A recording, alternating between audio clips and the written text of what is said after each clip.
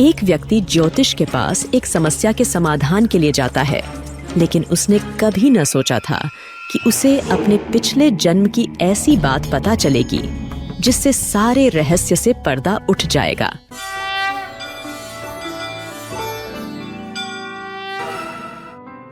एक सम्राट थे जिनकी धार्मिकता और न्यायप्रियता की चर्चा चारों ओर थी। साथ ही वे ईश्वर के अनन्य भक्त भी थे। उन्होंने भगवान के लिए एक भव्य मंदिर का निर्माण करवाया और एक विद्वान ब्राह्मण को वहां का पुजारी बनाया। यह ब्राह्मण अत्यंत विनम्र और धर्मनिष्ठ व्यक्ति था, जो कभी राजा से कुछ भी नहीं मांगता था। राजा उसके इस स्वभाव से बहुत प्रसन्न थे और ब्राह्मण पिछले 20 वर्षों से राज मंदिर में पूजा अर्चना कर रहा था। उसने कभी भी राजा से किसी बात की शिकायत नहीं की। फिर एक दिन राजा के घर एक पुत्र का जन्म हुआ। राजा ने उसे शिक्षित करके एक विद्वान बनाया और उसका विवाह एक खूबसूरत राजकुमारी से कर दिया। विवाह की रात राजकुमारी नींद नहीं आने पर घूमने लगी। जब वह अपने पति के बिस्तर के पास पहुंची तो उसने देखा कि वहां हीरे जड़ित एक तलवार रखी है। जैसे ही उसने तलवार को खोला, वह बिजली की तरह चमकने लगी। यह देखकर वह भयभीत हो गई और डर से उसके हाथ से तलवार छूटकर उसके पति की गर्दन पर गिर गई, जिससे राजकुमार की मृत्यु हो गई। राजकुमारी अपने पति की मौत से अत्यंत दुखी हुई और वह यह सोचकर बहुत डर गई थी कि अगर मैं सबको सच बताऊंगी तो कोई भी मेरी बात पर विश्वास नहीं करेगा। जैसे ही सुबह का उजाला फैला, राजकुमारी ने विलाप करना शुरू किया और बताया कि उसके पति की हत्या हो गई है। सभी लोग और राजा वहां एकत्रित हो गए। राजा ने पहुंचकर पूछताछ की। मेरे पुत्र की हत्या किसने की?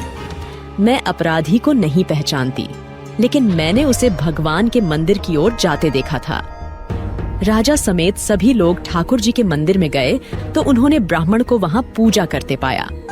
तत्काल सभी ने ब्राह्मण को पकड़ लिया। ब्राह्मण की पत्नी ने बहुत समझाया कि उसके पति ने राजकुमार की हत्या नहीं की है, लेकिन किसी ने उसकी बात नहीं मानी। राजा ने भी सोचा कि शायद ब्राह्मण निर्दोष हो सकता है, लेकिन लोगों की बातों में आकर उसने ब्राह्मण को कहा, मैं तुम्हें प्राणदंड नहीं दूंगा, लेकिन तुम्हारे उस हाथ को काटने का आदेश देता हूँ जिससे तुमने मेरे पुत्र को मारा। ऐसा कहकर राजा ने उसका हाथ कटवा दिया।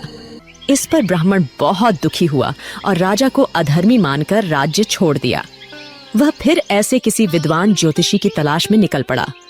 उसने बहुत खोज की कि कोई विद्वान ज्योतिषी मिले तो बिना किसी अपराध किए अपना हाथ कटने का कारण उनसे पूछूं। फिर उसे काशी में एक विद्वान ज्योतिषी मिले। जब ब्राह्मण उस ज्योतिषी से मिलने उनके निवास पर पहुंचा तो उस समय ज्योतिषी वहां उपस्थित नहीं थे। उनकी पत्नी उनकी अनुपस्थिति में उनकी निंदा कर रही थी और उन्हें बुरा भला कह रही थी।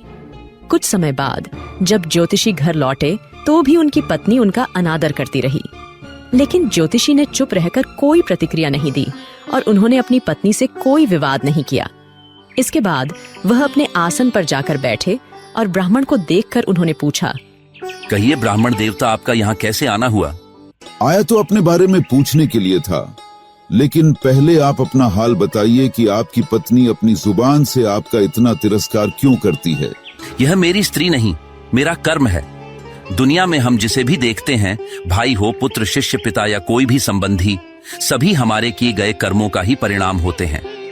हम जो भी कर्म करते हैं, चाहे वह शुभ हो या अशुभ, उसका फल हमें भोगना पड़ता है। इसलिए मैं अपने कर्मों का फल आनंद पूर्वक भोग रहा हूँ। आपने ऐसा क्या कर्म किया था? पिछले जन्म में मैं एक कौवा था और जो आज मेरी पत्नी है वह एक गद्दी थी, जिसकी पीठ पर एक बड़ा फोड़ा था और फोड़े की पीड़ा से वह बहुत दुखी थी। उस फोड़े में कीड़े पड़ गए थे, जिन्हें खाने के लिए मैं इसके फोड़े पर चोंच मारता था, जिसके कारण इसे असहाय दर्द होता था। एक बार इसकी पीठ पर चोंच मारते हुए मेरी चोंच इसकी हड्डी में घुस गई और यह दर्द से तड़प उठी। मैंने भी चोंच निकालने की बहुत कोशिश की, परंतु वह अटक गई और नहीं निकल सकी। इसने सोचा कि पानी में मैं अपनी चोंच निकाल लूंगा। इस प्रयास में वह गंगा नदी में कूद गई। नदी की तेज प्रवाह में हम दोनों बह गए और बीच में ही हमारी मृत्यु हो गई।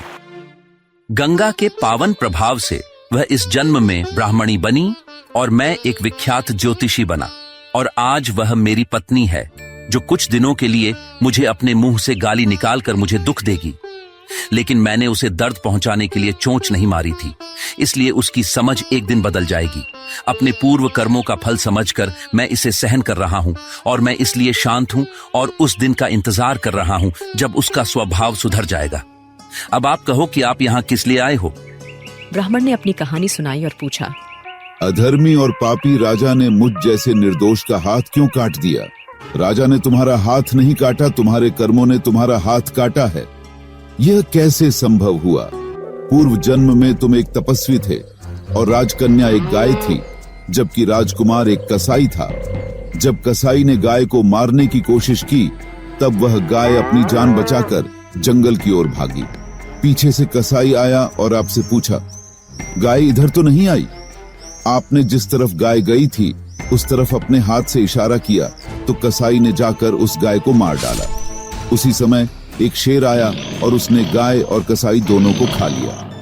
कसाई को राजकुमार और गाय को राजकन्या के रूप में जन्म मिला और पूर्व जन्मों में किए गए कर्मों ने उन दोनों को एक रात के लिए साथ लाया।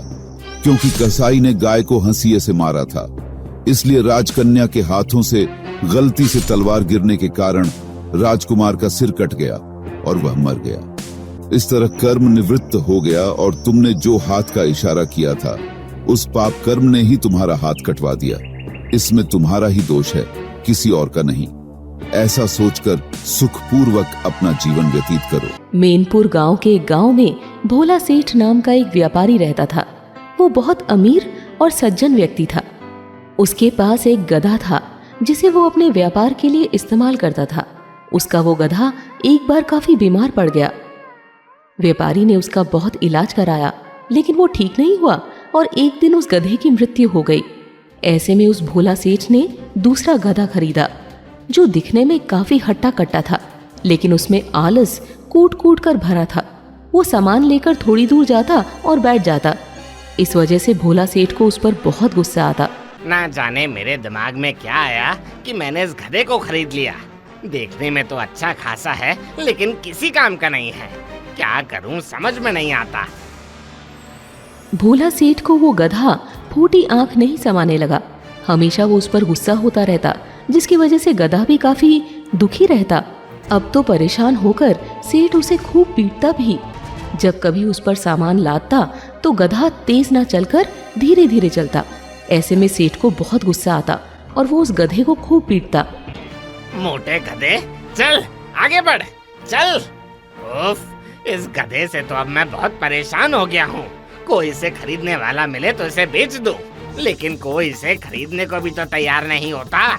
मेरे सर का बोझ बन गया है ये तो। वो गधा मन ही मन सोचता, न जाने मैंने कौन से पाप किए थे जो मुझे सेठ के यहाँ ना पड़ा। इसे तो मुझ पर थोड़ा भी तरस नहीं आता। मेरे दुखों को आखिर कौन समझेगा। ये सोच सोचकर गधा काफी दुखी होता रहता।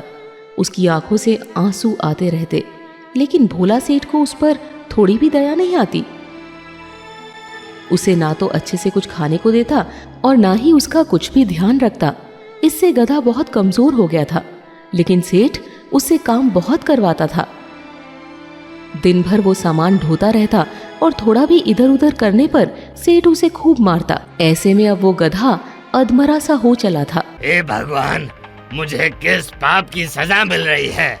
ऐसी जिंदगी से तो अच्छा है कि आप मुझे मौत दे दें। एक बार उस गांव में एक बहुत पहुंचे हुए संत आए। वो भूत, वर्तमान और भविष्य सब जान लेते थे।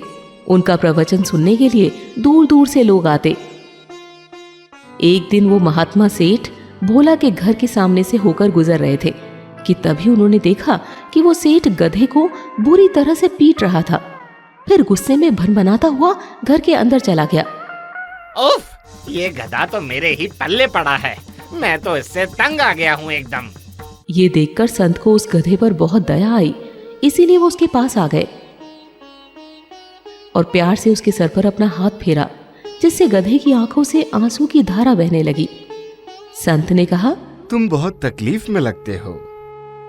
गधे ने जवाब दिया, हे महात्मा, मुझे मेरे किस पाप की सजा मिल रही है?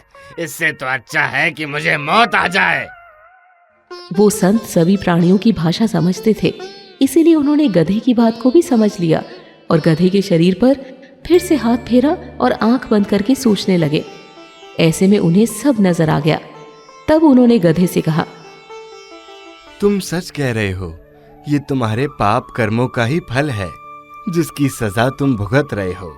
दरअसल पिछले जन्म में तुम बहुत बड़े जमींदार थे और ये सेठ तुम्हारा नौकर था। तुम बहुत ही निर्दयी और जालिम किस्म के इंसान थे। अपने उस नौकर से तुम पूरे दिन बंधुआ मजदूर की तरह काम करवाते थे और उसे खाने में रूखा सूखा देते थे। काम में थोड़ी भी कमी होने पर तुम उसे बहुत मारते थे।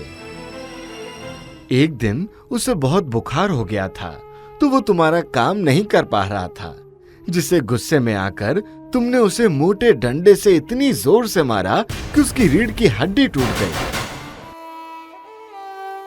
और धीरे धीरे वो बहुत कमजोर हो गया और एक दिन उसकी मृत्यु हो गई। लेकिन मरते वक्त उसने तुम्हें याद किया और भगवान से प्रार्थना की, हे भगवान, अगर मैंने इस जन्म में थोड़ा सा भी पुण्य किया है तो अगले जन्म में मुझे जमींदार से बदला लेने का अवसर जरूर देना। ये प्रार्थना करने के बाद उस नौकर की मृत्यु हो गई। संत ने वर्तमान में कहा, पिछले जन्म के तुम्हारे उसी कर्मों का फल है जो तुम्हें गधा योनि में जन्म लेना पड़ा और ये व्यापारी वही तुम्हारा नौकर है जिसके अच्छे कर्म ने उसे इस जन्म में सेठ बना दिया और तुम्हारा मालिक। अब वो तुमसे अपना बदला ले रहा है। जब तक तुम्हारे पाप का घड़ा नहीं भर जाता तब तक तुम्हारी मृत्यु नहीं होगी। ये कहकर संत वहां से चला गया। अब गधे को अपने बुरे कर्म पर काफी पश्चाताप हो रहा था और उसकी आंखों से लगातार आंसू बह रहे थे। आज उसे उसके सारे प्रश्नों का उत्तर मिल चुका था। दोस्तों, इस कहानी से हमें यही सीख मिलती है कि कभी किसी को कमजोर या लाचार समझकर उसके साथ बुरा व्यवहार नहीं करना चाहिए, क्योंकि एक ना एक दिन आपके उस बुरे कर्म का फल आपको जरूर भोगना पड़ता है।